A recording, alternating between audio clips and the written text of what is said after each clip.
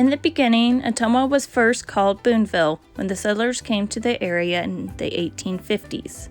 The Ottumwa Town Company was organized at a meeting held at the house of Dr. Hamilton Smith on February 14, 1857. Thomas Bowen renamed the town Ottumwa, that being the name of the town in Iowa which he came from. The town was later incorporated in 1860. One of the first men in the area was Hamilton Smith, who arrived at the mouth of Eagle Creek in March of 1855. This area became the town of Strawn years later. On April 25, 1855, he moved the location of the future town of Ottumwa to its current location. Smith, being a well-known Free State man, traveled to other towns encouraging Free State people to settle there. In 1855, Smith was chosen as the leader of the group from Ottumwa that traveled to Lawrence to protect it from the border ruffians, the pro-slavery activists from Missouri who crossed into Kansas territory to force the acceptance of slavery in the territory. This group did patrol duty for about 6 weeks on roads south and east of the town of Lawrence. The Sac-a-Fox Native American tribe had a reservation a few miles north of Ottumwa. They came to Ottumwa frequently as the town was their nearest trading point in the early days. Squaws would bring in dried early corn to trade with the settlers. Hamilton Smith had the first sawmill of any kind in Coffey County. The mill was operated by horsepower in Ottumwa. In 1855, Smith was elected a delegate to the Topeka Constitutional Convention and assisted in framing the Constitution for Kansas. He committed suicide in 1857. His widow, Rosetta, would marry Charles Edward on November 19, 1860. Edward was a well-known preacher and lecturer.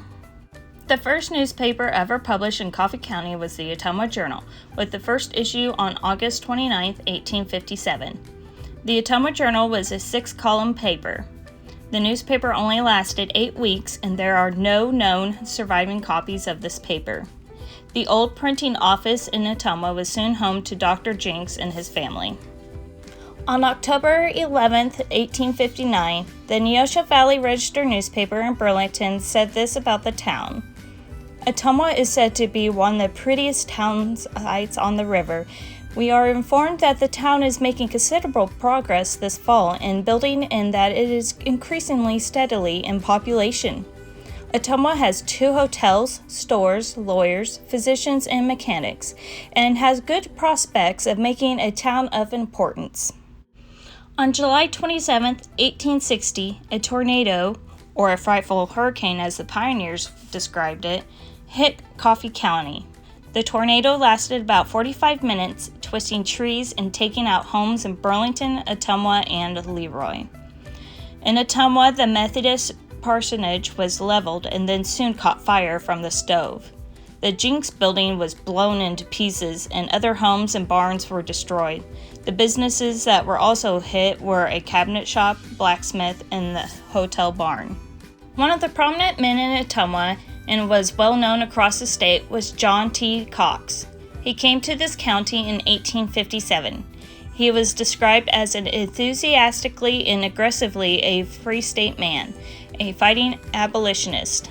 Cox was a good friend of several well-known citizens of Kansas, including John Brown.